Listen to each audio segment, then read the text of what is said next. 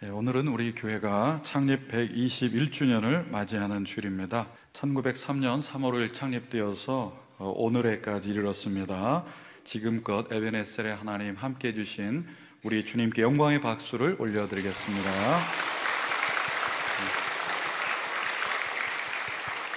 교회가 이렇게 참 은혜로운 교회로 아름답게 세워지기까지 또 이름도 없이 빛도 없이 수고한 많은 분들이 계십니다. 헌신한 수고한 분들이 또 이미 천국에 가신 분도 계시고 또 여기 계신 분도 계시는데 우리 서로를 위해서도 그분들을 위해 박수로 축복하겠습니다. 신실하게 인도하신 하나님 아버지께서 앞으로의 100년도 함께 하실 줄로 믿습니다. 앞으로 100년이니까 올해가 원년이 될 것 같습니다. 먼저 본문을 나누고 다음으로 우리가 나아가야 할 교회의 이 방향을 나누고자 합니다. 먼저 하나님의 말씀 함께 살펴보겠습니다. 교회의 역사는 예수님이 오심으로 시작되었습니다. 성자 하나님이 인간이 되심을 성육신이라고 합니다. 육신을 이루셨다, 입으셨다 이런 말입니다. 질문을 하나 드리겠습니다. 하나님이 인간이 되는 것이 쉽습니까? 인간이 하나님이 되는 것이 쉽습니까? 다 불가능이죠. 우리는 어린아이 같은 마음을 갖자라고는 말할 수 있어도 우리는 조금 더 나아지기가 참 어렵습니다. 조금 더 나은 인간이 되기도 쉽지가 않습니다. 그런데 하나님이신 그분이 인간을 구원하기 위해서 인간이 되셨다는 것은 엄청난 희생이라는 표현도 쓸 수 없을 만큼 이거는 불가능한 일입니다. 그러니까 기독교 신앙은 무엇이냐면 하나님이 이 사람이 되셨는데 그 이유는 사람으로 하여금 하나님처럼 되게 하시기 위함이라는 겁니다. 유한한 인간이 허물과 죄로 죽을 수밖에 없는데 영원하신 그리스도께서 오셔서 이 땅을 지상에서 걸어 다니시면서 우리도 영원한 그리스도처럼 살게 하시기 위해서 그분이 희생을 하신 것입니다. 그러므로 우리는 주일날마다 참 감사한 마음으로 가난한 마음으로 하나님 앞에 나아오는 것이죠. 우리가 많은 복을 구하지만 이미 받을 복은 다 받은 줄로 믿습니다. 이 구원의 영생의 소망을 가지고 이 믿음을 가지고 살아간다는 것 자체가 얼마나 감격스러운지 모릅니다. 한 주 내내 그 코람데오 찬양대 불러주신 그 십자가의 사랑을 묵상하고 감사하고 늘 잊지 않고 기억하는 분은 주일 예배 자리에 앉자마자 그 은혜가 우리 내면으로부터 솟아나는 것을 경험하게 되십니다. 입을 열면 우리 구주에 대한 감사가 흘러나오게 되고 찬양의 가사 하나하나가 우리의 마음에 와 닿는 것이죠. 그 힘으로 그리스도께서 살아가신 것처럼 우리도 살아갈 힘과 방향도 얻고 지혜도 얻게 됩니다. 기독교 신앙은 좀 더 나은 인간이 되는 게 목표가 아니라 새로 태어나는 겁니다. born again이라고 그러죠. 거듭나는 겁니다. 새로 태어나는 길을 요한복음 1장 12절에서 이렇게 선언하고 계시죠. 함께 읽겠습니다. 영접하는 자, 곧 그 이름을 믿는 자에게는 하나님의 자녀가 되는 권세를 주셨으니. 아멘. 예수님의 이름을 믿는 자, 영접하는 자, 이 똑같은 말입니다. 예수님의 이름을 믿는다는 것은 내 마음속에 이렇게 받아들인다는 거예요. 그 예수님이 내 안에 쏙 들어오시는 겁니다. 이러한 엄청난 이 특권을 주시기 위해서 하나님이 사람이 되신 이 사건, 이 성육신입니다. 그래서 예수님의 은혜와 사랑을 입은 분들은 이 성육신적 태도와 성육신적 삶을 자연스럽게 점점점 그렇게 실천하는 삶으로 되어집니다. 결단으로 되는 게 아니에요. 은혜를 받으면 성육신적 태도, 주위에 있는 분에게, 가족에게, 교우에게, 직장 동료에게 그 사람의 입장에서 좀 더 공감할 수 있는 이런 마음들이 점점 넓혀집니다. 그러니까 성육신적 태도로 나아가 보시면 우리 삶에 부딪힐 일이 거의 없을 것입니다. 다 은혜요, 감사입니다. 성육신적 태도가 아니라 나를 기준으로 생각하기 때문에 우리는 항상 시시비비 가운데 있게 되고 또 갈등을 경험하게 됩니다. 그 사람 입장에 서보십시오. 이해가 됩니다. 이 우리의 삶에 있어서 엄청난 이런 은혜를 받았음에도 불구하고 우리가 삶 가운데 누리지 못하는 이유를 생각해 보시기 바랍니다. 말씀이 사람이 되셨기 때문에 날마다 말씀과 동행하는 삶을 살지 않으면 우리는 금방 잊어버리기 쉽습니다. 연주하는 분이 하루를 쉬고 이틀을 쉬면은 본인도 알고 관객도 다 알게 된다면서요. 기도를 하루 이틀 쉬어보십시오. 기도가 새삼스럽습니다. 예배를 쉬어보십시오. 그 경향, 하나님에 대한 지향점이 어느새 세상과 자기로 향해 있는 것을 경험하게 됩니다. 그래서 사도 바울을 통해서 주님이 말씀하시잖아요. 쉬지 말고 기도하라. 기도의 불이 꺼지지 않도록 레위인들을 통해서 그 예배의 불꽃을 지키라고 말씀하십니다. 우리의 마음은 얼마나 가변적인지 모릅니다. 그래서 늘 말씀 가운데 함께 하시는 그 주님을, 말씀을 묵상을 통해서 계속 또 찾고 구해야 합니다. 14절 한번 읽어보십시오. 시작. 말씀이 육신이 되어 우리 가운데 거하심에 우리가 그의 영광을 보니 아버지의 독생자의 영광이요 은혜와 진리가 충만하더라. 아멘. 하나님이 살아계신 것을, 하나님이 있다는 것을 증명해봐라. 이렇게 도전하는 사람들이 많이 있죠. 여러분도 들어보셨죠? 하나님은 증명의 대상이 아닙니다. 거꾸로 얘기할 수도 있어요. 그럼 하나님이 안 계신 것을 증명해봐라. 그것도 증명이 안 됩니다. 하나님의 살아계심의 증거는 내 안에 생긴 믿음이에요. 하나님을 본 적이 없는데 이보다 더 잘 믿어지는 것을 참으로 신기하게 생각합니다. 그 하나님이 안 보이기 때문에 육신을 입고 걸어오신 분이 예수 그리스도이십니다. 예수님은 하나님의 아들로서 삼위일체 하나님으로서 하나님의 모든 것이 투영된 분이십니다. 그러니까 예수님을 보면 하나님을 알 수가 있습니다. 그 말씀이 육신이 되었다는 것은 말 그대로 인간이 되셨다는 의미입니다. 예수님 안에 인성과 신성이 그대로 존재합니다.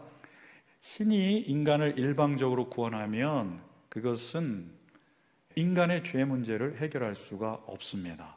속죄가 필요가 없습니다. 그리고 일방적인 구원이기 때문에 그것은 인격적이지 않습니다.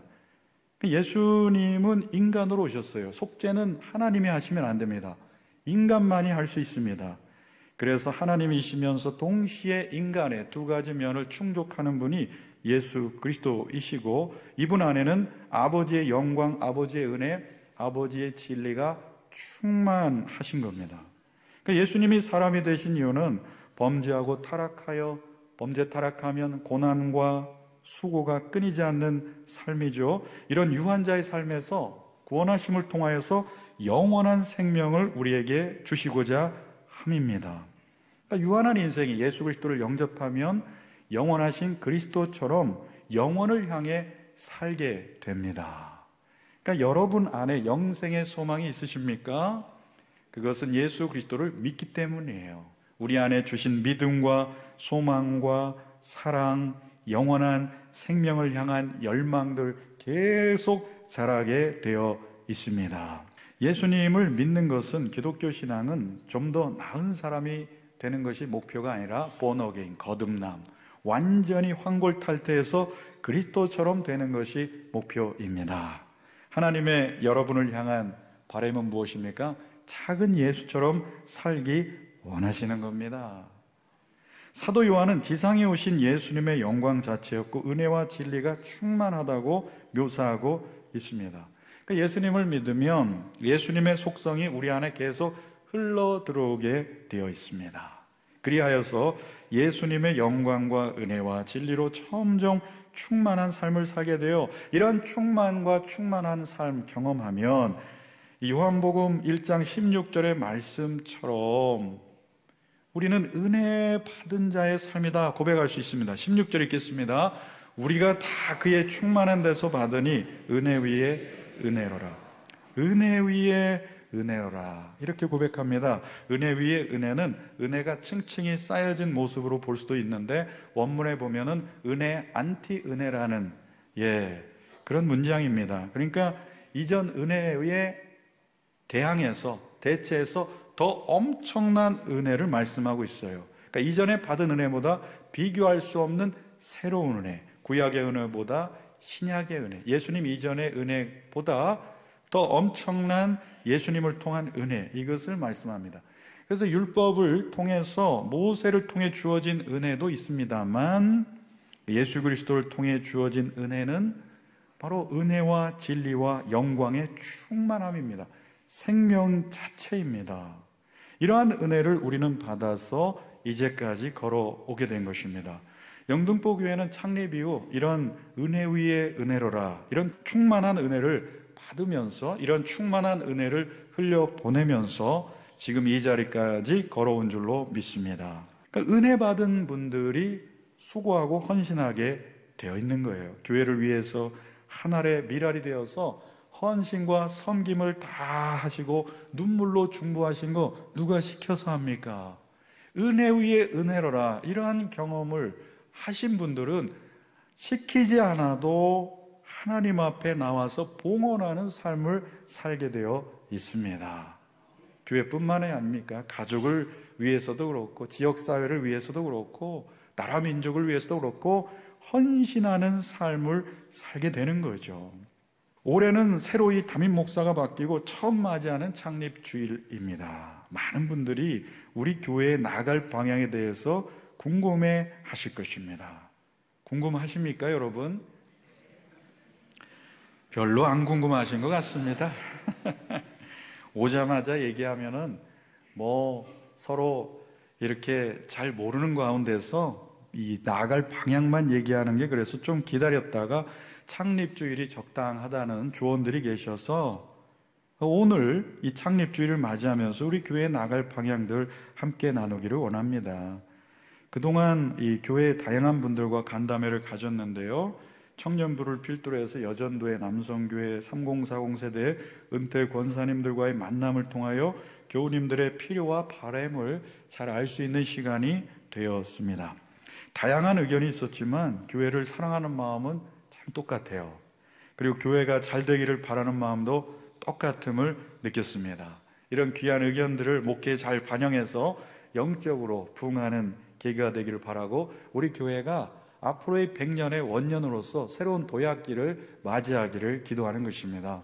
많은 분들이 이렇게 의견을 주셨고, 장로님이 밤새 정리해가지고 저한테 이렇게 종이를 건네주셨는데 이거 숙제 같아요. 그래서 하나 둘씩 이렇게 해 나가야 되는데 하나도 부담스럽지 않고 제 마음속에 너무나 새로운 기운이 차오르는 것을 경험해서 이렇게 할 일이 많다니 얼마나 좋은가. 저 진심입니다. 저 하나도 부담이 아니라 이거 하나 둘 할 생각하니까 지금부터 너무 좋아요. 너무 감사합니다. 저는 그 30세대하고 간담회할 때 은혜를 받았는데 많은 분들이 이렇게 얘기를 해주셨지만 3040에서는 딱 일어나가지고 드릴 말씀은 없고 전적으로 충성하고 따르겠습니다 이렇게 하길래 우리 교회의 미래가 밝구나 이런 생각을 하게 됐습니다. 이 교회에는 5가지 이 가치가 있어요. 5대 기능이라고 하는데 전 세계가 똑같습니다. 예배, 양육, 교제, 전도, 봉사, 5가지 범주에서 벗어나지 않아요. 이 가치들이 교회를 이루는 뼈대입니다. 목적이 이끄는 삶이 있죠. 리 워렌이 쓴 그 박사학위 논문에 이 바로 예배하고 교제, 전도, 봉사를 녹여서 40일을 만든 거예요. 이 교회의 변화는 바로 이 영역들의 변화를 뜻하고 모든 변화는 여기서부터 이제 출발하게 되는 겁니다. 영등포 교회에 주신 비전은 이미 교회의 가에 잘 녹아져 있습니다. 영등포 구원선 많이 들어보셨죠? 장로님 기도할 때마다, 권사님, 집사님들 기도할 때마다 꼭 등장하는 것이 영등포 구원선인데 구조선입니다. 생명보트입니다. 너무나 좋은 단어예요. 그리고 우리가 교회가 받을 비전은 따로 있는 게 아닙니다. 예수님께서 이미 승천 직전에 말씀하셨어요. 제자들에게 너희는 온 땅으로 가서 땅 끝까지 내 증인이 되리라. 이것이 우리의 비전이고, 마태복음 28장에 보면 어떻게 해요? 모든 족속으로 가서 제자를 삼아라. 내가 너희와 끝날까지 함께 있을 것이다. 그래서 교회는 1차적으로 무엇을 위해 존재합니까? 복음을 전하기 위해 존재하는 것입니다. 빵도 전해야 되는데 생명의 복음을 전하고 또 빵도 전하고, 이렇게 구원을 위해서 교회가 존재하는 것이죠. 그러니까 우리에게 이미 생명을 살리는 귀한 비전을 주셨습니다. 영등포 구원선.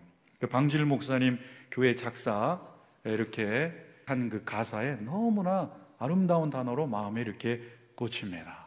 영등포 구원선. 그래서 저는 제 마음을 늘 단단히 하기 위해서 방질 목사님 사진을 제 사무실 잘 보이는 데다 걸어 놓는데, 참 신기한 게 이제 뭔가 칭찬받을 한 것 같다면 웃고 계신 것 같은데, 조금 못했다 생각하면 약간 화가 난 듯한 얼굴로 보이기도 하고, 이렇게 저도 마음을 잘 다지고 있습니다. 어떻게 하면은 15대 부임해가지고 이게 좀 누가 되지 않고 잘 그 역사를, 그 유산들을 계승해서 발전시키는가, 이런 이 막중한 책임감을 갖고 있으면서도 늘 하루를 시작할 때 새 힘이 솟는 것은 하나님께서 부어주시는 은혜가 크기 때문입니다. 이 저와 같이 여러분에게도 하나님이 주시는 생명의 은혜가 날마다 쏟아지는 은혜가 임하시기를 저는 늘 기도합니다. 아이고, 우리 성도님들이 하루의 영적 만나를 이렇게 늘 공급하면서 새 힘을 얻어야 되는데, 그래서 아침마다 부어주시는 그 은혜를 누리고 살면 우리는 생명력으로 충만하고 그 생명력을 전하는 자로 살 수 있습니다. 생명을 살리는 귀한 비전 우리 교회가 받았는데, 그래서 영등포 교회는 계속해서 생명을 살리는 예배, 생명을 살리는 양육, 생명을 살리는 교제, 생명을 살리는 봉사, 생명을 살리는 전도 선교의 사명을 잘 감당해야 됩니다. 이것을 위해서 생명을 살리는 효과적인 사역이 되려면 동시대 문화의 옷을 잘 입어야 되는 것입니다. 지금 가 쓰고 도포 입고 예배 드리는 분은 없죠. 네, 우리 1대, 2대 목사님들 3대, 4대는 가 쓰고 도포 입고 수염 기르고 저기 기념관 올라가면은 한복 딱 입으시는데 그게 장엄해요. 그러니까 이 3.1운동 만세운동에도 참여하신 분들이 계시고 그때의 문화와 다릅니다. 그러니까 우리가 하나님을 경외하고 예배하는 건 똑같지만 우리의 입어야 될 옷은 달라진 겁니다. 하나님께서 우리에게 주신 이 사랑과 은혜 똑같습니다. 이것은 창세로도 이후로 변함이 없어요. 그러나 사랑을 전하는 방식은 조금 다릅니다. SNS로, 이메일로, 문자로 전하는 시대가 되었습니다. 요즘엔 AI도 등장하게 됩니다. 그러니까 동시대의 문화의 옷을 입고서 정말 우리의 고유한 이러한 유산과 전통을 잘 계승해서 이 시대에 복음을 효과적으로 전하는 교회가 되어야 합니다. 그래서 저는 올해부터 우선순위를 두고 시작해야 될 두 가지 큰 방향에 대해서 나누고자 합니다. 이구동성으로 말씀하신 것이고 원로 장로님, 시무 장로님 여러분들이 조언해 주신 겁니다. 두 가지입니다. 첫째는 다음 세대를 살리는 것입니다. 다음 세대를 살리는 교회는 우리 교회만의 과제가 아니고 한국 교회의 고민이고 해결 과제입니다. 다음 세대를 살리는 교회. 다음 세대는 예전에는 주일학교만 포함됐는데 다음 세대를 데리고 오는 3040 세대까지도 포함하고 있음을 봅니다. 우리 교회는 70세 이상 어르신들이 주류세요. 그래서 우리 교회에는 70세 이상 어르신들이 70%가 넘는 교회입니다. 삼각형으로 보면 역삼각형이에요. 그래서 정말 행복하고 안녕하게 이러한 신앙생활을 잘 하시고 주로 이분들이 저에게 사랑을 많이 베풀어 주세요. 제가 꼭 2층에 계신 분들 들으라는 건 아닙니다. 예배 끝나고 인사하면은 꼭 여기 1층에 계신 분들이 주로 인사하고 2층은 지금 기회를 드릴 테니까 한 번씩 인사하고 강제는 아니고요. 편안하게 예배 드리시다가 올해 한 번쯤은 인사하고 가시기를 부탁드립니다. 왜냐하면은 제가 우리 교회 분명히 젊은 분들이 있는 것 같은데, 제가 부임한 지 6개월째인데 저보다 나이가 어린 사람을 거의 본 적이 없어요. 제일 나이 어린 사람이 누구냐면은 저보고 동갑이라고 소개하고 가시는 분들은 몇 분 봤습니다. 그 밑은 없어요. 그래서 어르신들이 많은 교회인데, 이것은 우리 교회가 과거의 역사와 전통 속에서 참 좋은 교회였다, 이것을 얘기해 주고 있습니다. 그리고 현재도 아주 정이 넘치는 좋은 교회입니다. 그런데 미래가 이대로 가다가는 좋을 수 있는가? 이것은 또 퀘스천입니다. 미래가 좋다고 장담할 수 없습니다. 다음 세대를 살려야 미래가 좋은 교회로 가는 것입니다. 다음 세대는 3040 세대와도 연결이 됩니다. 아이가 한 명 오면 한 명 오는 게 아니에요. 제가 그 3040에서 입학식 하는 애들 있죠. 초등학교 들어가는 애들 기도를 좀 하는 교회가 있다고 하길래 우리 교회는 왜 안 되나, 그래서 방금 전에 예배 들어오기 전에 목양실에서 불러가지고 11명 오는데, 여러분께 질문을 드리겠습니다. 11명만 올까요? 딸려서 올까요? 죄송한 표현입니다만 부모님들이 우리 자녀 기도 받는데 안 갈 수 없다, 이렇게 손잡고 같이 오는 거예요. 다음 세대가 살아나면 3040 세대도 살아납니다. 3040 세대가 살아나면 청년과 다음 세대도 살아나게 되어 있습니다. 저출산으로 인해서 다음 세대 인구가 감소되고 있는 현실입니다. 사실상 그렇지만 안 믿는 불신 학생들 주일학교는 급증하고 있습니다. 아직도 너무나 많은 사람들이 예수님을 모릅니다. 이렇게 밖에 조금만 나가보면 모두가 전도의 대상 아닙니까? 불신자 인구가 이렇게 급증하는 때가 역사 속에 언제 있었습니까? 복음이 전파된 이후에 계속 교회가 성장하다가 주춤하다가 또 이렇게 퇴보하는 이런 일들이 우리 가운데 있습니다. 그래서 우리 교회는 이제 영적인 대를 잇기 위해서, 또 교회의 미래, 민족의 미래인 다음 세대를 살리기 위해서 그들을 위해 격려하고 투자하고 기도해야 하는 것입니다. 사랑 여러분, 다음 세대를 위해 기도하십시오. 다음 세대가 믿음의 세대가 되도록 기도하십시오.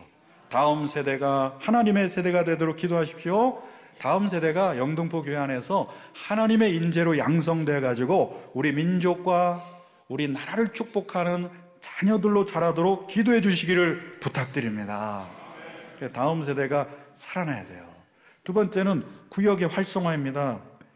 교회는 코로나를 겪으면서 코로나 전으로 회복되지 않고 있습니다.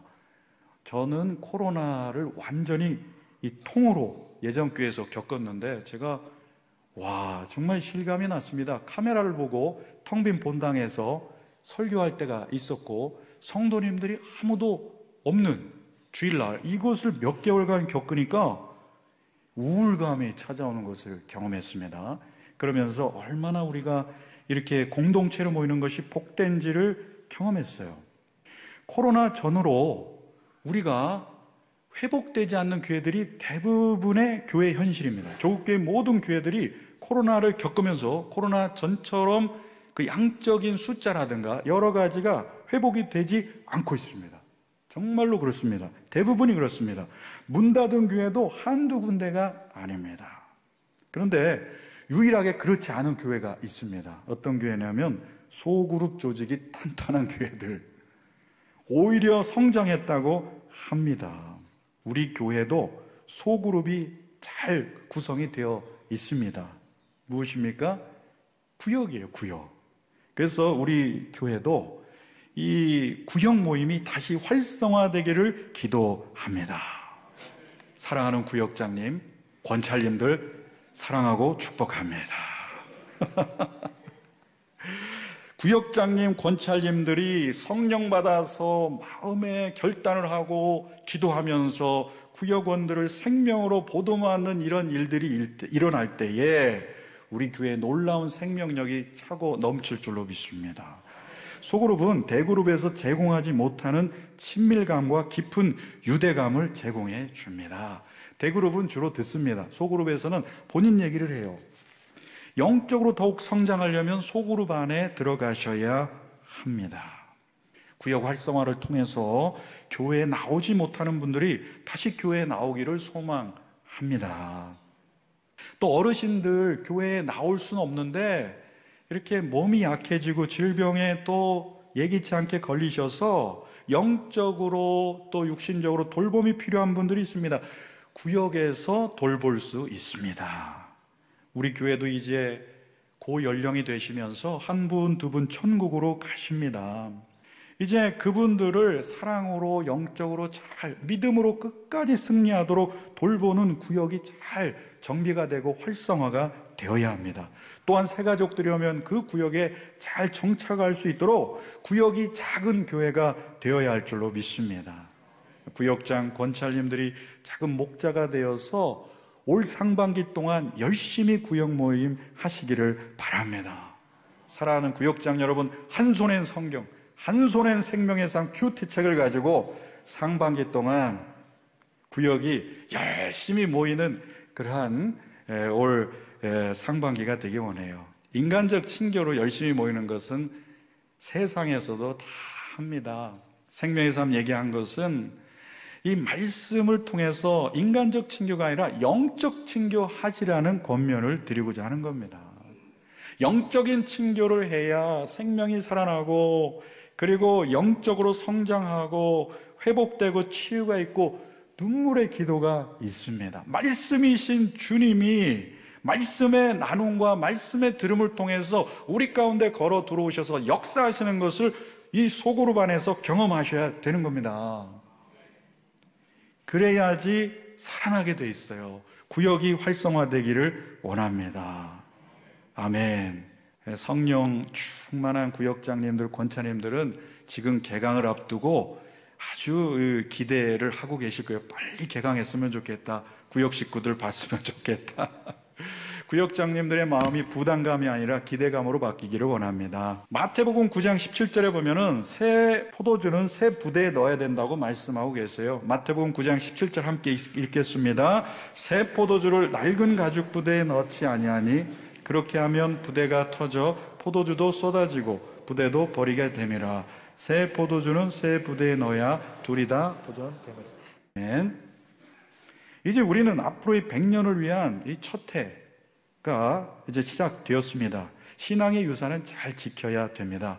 121년의 교회 역사, 엄청난 창엄한 이 저력이 있습니다. 이 신앙의 유산을 잘 보존하고 지키면서도 다음 세대를 살리기 위해서 동시대와 보조를 맞추는 변화를 하나하나 점차로 해 나가야 합니다. 변화는 어려운 일이에요. 변화라는 건 무엇입니까? 해보지 않은 일을 해 나가는 것이기 때문에 얼마나 저항이 있겠습니까? 도전이 있겠습니까? 힘겨워요. 그럼에도 이는 교회의 생존과 직결되어 있기 때문에 우리는 변화하는 교회가 되어야 합니다. 저는 예전 교회에서 목양하면서 예전에 수동 카메라 찍을 때 필름 회사가 있었거든요. 그 필름 회사 그분이 회심해가지고 교회에서 소개를 하는 것을 봤습니다. 그때 와 대단하다. 이 필름 회사 대표께서 오셨구나. 너무나 놀랐는데 불과 1, 2년 지났을까요? 디지털화가 되면서 필름 회사들이 전 세계적으로 다 도산을 하게 됩니다. 디지털 시대가 도래했는데도 디지털 시대의 변화에 적절히 대처하지 못해서 세계적인 필름 회사, 국내의 모든 회사들이 도산하는 것을 눈으로 보면서 너무나 충격을 받은 적이 있습니다. 교회도 마찬가지입니다. 하나님 사랑하고 하나님 경외하는 것은 변하지 말아야 합니다. 하나님을 사랑하는 것 변하지 말아야 합니다. 그런데 하나님을 사랑하는 표현 방식과 문화는 세대마다 다릅니다. 청년부가 지난 주일 2박 3일 교회에서 수련을 하는데 청년들이 찬양하는 거 가보면은 완전히 다른 문화입니다. 밴드를 총동원해가지고 찬양하는데 음악도 아름답지만 가사들이 저도 처음 듣는 가사들이 있을 정도입니다. 그러니까 어르신 세대가 찬송가를 불렀다면 젊은 세대는 복음성가 CCM을 부르고 있습니다. 어르신 세대는 대그룹 예배, 선교회, 여전도회로 대그룹으로 모이는 것을 선호했다면 젊은 세대는 소그룹을 선호하는데 이 청년부 부흥했던 전문가가 조언해 주기를 그걸 넘어서 청년부는 1대1을 원한다고 합니다. 그래서 PT 1대1이 그렇게 유행한다고 그래요. 개인화를 선호한다는 겁니다. 모든 게 빠르게 변하고 있습니다. 저도 젊은 세대라고 생각을 했는데 예전 교회에서 그 수련을 했는데 퀴즈를 냈어요. 퀴즈를 냈는데 저는 50대, 여기는 30대 청년하고 같이 자리에서 퀴즈를 맞추는데 저는 그 질문의 뜻도 이해 못했는데 옆에서 답을 맞출 때 저는 제가 인정할 수밖에 없구나. 이 30대는 답을 바로바로 맞추는데 저는 그 질문도 이해를 못했는데 옆에 계신 60대 분들은 말할 것도 없습니다. 이렇게 세대가 빨리 변하고 있구나. 그때 또 충격을 받은 적이 있습니다. 교회도 동시대의 보조를 맞춰 변화해야 합니다. 그렇지 않으면 다음 세대, 젊은 세대가 떠나가는 교회가 되고 말 것입니다. 교회 옆에 아파트가 많이 들어서면 교회가 자연스럽게 부흥할 거라고 생각할 수 있습니다. 저는 가만히 생각해 봤는데 꼭 그렇지도 않을 것 같습니다. 여기 옆에 아파트 보면은 엘리베이터만 타고 내려가면 음식점이에요. 그러면은 주상복합에 있는 음식점은 다 잘 돼야 합니다. 그런데 꼭 그렇지는 않습니다. 오늘날에는 맛집을 찾아가는 시대입니다. 가깝다고 오지를 않습니다. 우리 교회가 지역을 향해서 열린 마음, 섬김, 이 수고를 하는 것들이 알려질 때에 가깝더라도 멀리 있더라도 상관없이 우리 교회에 대한 궁금증을 가지고 교회로 방문하는 일들이 있을 것입니다. 저는 아침에 새벽 기도 끝나고 동터올 때 장엄한 광경을 매일 목격하는데 지하철 5호선을 향하여서 몇 방향으로 젊은이들이 얼마나 무리지어서 바쁜 걸음을 재촉하는지 모릅니다. 붕어빵 전도 토요일 말고 한번 평일날 출근 시간에 한번 해보시는 것도 효과적일 것이다. 젊은이들 다음 세대 없다고 그러는데 출근 시간에 그 장엄한 광경을 매일 바라보고 있습니다. 얼마나 많은 이 젊은 세대들이 영등포에 사는지 몰라요. 영등포 인구가 38만 명이라면서요. 많은 젊은이들이 이 복음을 들고서 방황하지 않고 정말로 이 구원의 기쁨을 참 감격스럽게 이렇게 갖게 되는 그런 일들이 끊임없이 일어나길 원하는 것입니다. 변화는 저절로 되지 않습니다. 구호로도 되지 않습니다. 정책으로도 안 돼요. 이 새술은 새 부대에 담아야 그 부대가 터지지 않습니다. 새로운 의식 변화, 제도적 뒷받침이 되지 않으면 어렵습니다. 저는 우리 교회가 장년들이 행복한 교회가 되기를 원해요. 다음 세대 얘기하는 거 보니까 우리 장년들은 안 챙겨주겠구먼. 제가 청년하고 인사하면은 우리 권사님이 눈총이 따가워 뒤에서. 그래가지고 그런 오해 하실까봐 다음 세대를 잘 살리는 것이 이렇게 모든 분들의 바람이면서도 이 마음이 이게 쉽지는 않은 것입니다. 장년들이 행복해야 되죠. 그리고 안녕하게 또 평안하게 신앙생활 잘 하실 수 있도록 해야 됩니다. 그러면서도 다음 세대 청년들 3040 세대가 행복하고 안녕한 여기서 영적으로 잘 자라가는 우리 교회가 되기를 기도해야 합니다. 그러기 위해서는 어떻게 됩니까? 세례 요한처럼 복음 전해야 합니다. 영등포 교회가 예수 그리스도만이 구원자이시고 영원한 생명을 주시는 분임을 우리 민족과 열방에 끊임없이 증거하는 선교적 교회가 되어야 합니다. 이런 교회가 될 때 우리는 모든 분야 가운데서 생명이 역사하는 것을 보게 될 것입니다. 그 꼬마들 1학년 안수기도 해주는데 제가 더 기쁨이 나고 기운이 넘쳐요. 생명이 꿈틀거리는 고사리 같은 손으로 두 손 모으고 안수기를 받는 다음 세대, 우리 미래가 밝구나 이것을 경험하게 됩니다. 우리 어린 자녀들이 태어나면은 제일 좋아하는 게 할머니 할아버지들입니다. 그래서 할머니 할아버지들 보고 여쭤보면은 자녀가 더 좋으세요? 손자 손녀가 더 좋으세요? 하면은 카톡 대문 사진 바꾼 거 보고 금방 알게 됩니다. 이미 답을 필요가 없어요. 답이. 그러니까 교회도 생명과 기쁨이 넘치고 역동성 있는 교회가 되려면 새신자가 새 가족이 계속 와야 하는 것입니다. 여러분, 새 생명이 계속 태어나야 합니다. 여러분, 새 가족이 늘어나고 생명이 태어나면 교회가 자연스럽게 기쁘고 그 생명력으로 인해서 참 영광스러움을 경험하게 됩니다. 그래서 작년 세대도 좋고 다음 세대도 좋은 이러한 교회를 우리가 꿈꾸는 것입니다. 사랑하는 여러분, 영등포교회 121년 역사 은혜 위에 은혜로라, 이런 고백할 수가 있습니다. 그러나 저의 마음속에 기도할 때는 우리 영등포교회의 최고의 순간은 지나간 게 아니라 아직 오지 않은 줄 믿습니다. 최고의 순간은 오지 않았다. 제가 이거를 글로 쓰면서 이거 명문장이다. 최고의 순간은 오지 않았습니다. 왜냐하면 앞의 은혜보다 은혜 위에 그 다음 은혜가 엄청난 새로운 은혜이기 때문에 우리 교회에 새로운 은혜를 하나님께서 부어주실 줄로 믿습니다. 막연한 기대감이 아니라 예수 그리스도 특별한 통로를 통해서 우리에게 그런 은혜를 부어주실 것입니다. 저는 우리 모든 성도님들이 다른 거 바라는 거는 별로 없어요. 우리 교회 성도님들이 깨어 기도하는 성도님 됐으면 좋겠다, 이런 마음은 늘 가득 찹니다.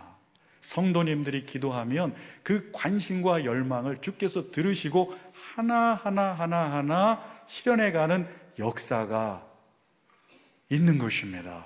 얼마 전에 큐티하는 그 여자 목사님이 쓴 글을 보니까 남편이 산부인과 의사인데 하도 예수 안 믿으니까 주님께 아침에 기도를 했다는 거예요. 남편이 인생의 허무함을 느끼게 하시고 개미처럼 일하는 거 그거 반성하게 해주세요 제발, 울면서 기도했더니 남편이, 그렇게 성실한 남편이 밤에 와서 옷을 벗으면서 내가 이렇게 허무하게 살고 개미처럼 일해서 뭐하나? 허무와 개미의 은혜를 받았다는 거예요. 그러면서 하나님이 살아계시구나, 이 단어를 기도로 올려드리니까 하나님이 그 남편을 통해서 바로 응답하시는 것을 경험하고 하나님의 실존에 대해서 새삼 감격스러워했다는 겁니다. 그러니 우리 성도님들이 기도를 안 하니까 주님은 다 알긴 알죠. 뭐에 관심 있는지를 모르십니다. 기도를 안 하면 성도님들이 기도하셔야 되죠. 그 열망을 품고 기도해야 돼. 다음 세대에 관심이 있구나 하면서 다음 세대에 복을 주실 것 아닙니까? 하나님이 몰라서 안 주시는 게 아닙니다. 우리 성도님들이 깨어 기도할 때에 그런 열망을 받으시고 하나님의 은총을 부어 주실 줄로 믿습니다. 앞으로 영도교회 100년 원년이 됩니다. 하나님의 은혜, 그 은혜 위에 은혜, 그 은혜가 충만하게 부어지실 줄로 믿습니다. 한번 옆에 분에게 인사하겠습니다. 우리의 삶도 은혜 위에 은혜입니다. 은혜 위에 은혜입니다. 이렇게 인사하겠습니다. 기도하겠습니다. 우리 교회에 주신 사명, 영등포 구원선의 사명 잘 감당하게 하여 주시옵소서. 그 비전을 이루기 위해서 하나님 아버지, 다음 세대를 살리는 교회, 구역이 활성화되는 교회가 되게 하시고 새 포도주는 새 부대에 넣는 것처럼 많은 부분에서 하나님이 원하시고 성도님들이 참 갈망하는 그런 변화들이 정말 은혜롭게 평안하게 아무런 갈등 없이 잘 이루어지게 하여 주시옵소서. 그리고 세례 요한처럼 복음 증거하는 교회가 되게 하여 주시고 생명과 구원이 우리를 통해서 계속 흘러가며 지역교회도 변화시키는 그러한 교회가 되게 하여 주시옵소서. 합심해서 기도하겠습니다. 하나님 아버지, 우리 모든 성도님들이 깨어 기도하기를 원합니다. 아버지, 하나님의 사랑과 은혜에 감사하고 감격하여서 생명이 넘치는 교회로 나가기를 원합니다. 아버지 하나님, 새 포도주는 새 부대에 담아야 부대가 터지지 않는다고 말씀하여 주셨습니다. 우리 성도님들의 삶의 변화가 있기를 원합니다. 우리 장년들이 행복하고 또 다음 세대가 행복하게 세워지는 교회가 되기 원합니다. 세례 요한처럼 생명과 은혜와 진리의 복음을 전하는 영등포 구원선의 역할 잘 감당케 하여 주시옵소서. 예수님만이 구원자시고 예수님만이 생명이심을 민족과 열방에 증거하는 선교적 교회가 되게 하여 주시옵소서. 은혜 위에 은혜입니다. 하나님, 가정에도 은혜 위에 은혜를 부어주시고 우리 교회에도 은혜 위에 은혜를 부어주시옵소서. 하나님 아버지, 은총을 더해 주신 하나님께 감사한 마음으로 날마다 나아가는 삶이 되기 원합니다.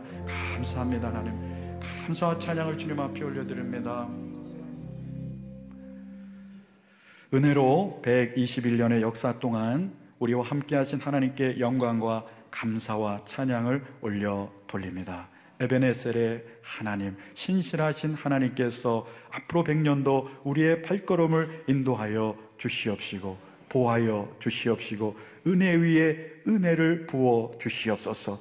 충만한 은혜를 우리 가운데 부어 주셔서 우리가 그 은혜를 세상의 지역에 흘려보내는 은혜와 생명의 통로로 쓰임받는 교회가 되기를 원합니다. 세례 요한처럼 빈들에서 그 복음을 외치는 우리 교회가 되게 하여 주시고 민족과 열방의 생명의 복음을 증거하는 교회로 나날이 새로워질 수 있도록 축복하여 주시옵소서. 다시 역동성과 생동감 있는 교회로 은총을 베풀어 주시옵시고 다음 세대가 세워지고 살아나는 복된 교회가 되도록 은혜 베풀어 주시옵소서. 생명 되신 예수님의 이름으로 기도드립니다. 아멘.